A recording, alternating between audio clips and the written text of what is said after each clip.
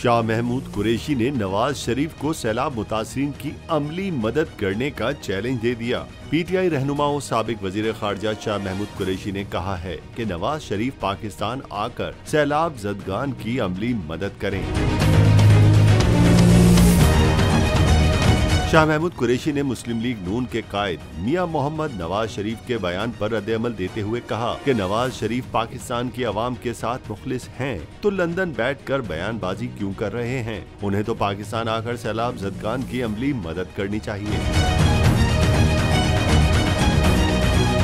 उनका कहना था कि पीपीपी, नून लीग, पीडीएम अवाम का एतमाद खो चुके हैं। पाकिस्तान की अवाम इमरान खान पर एतमाद करते हैं। इमरान खान और तहरीक इंसाफ की हुकूमतें सैलाब में घिरे अवाम को तनहा नहीं छोड़ेंगे। सैलाब मुतासिरीन की भी भरपूर मदद करेंगे।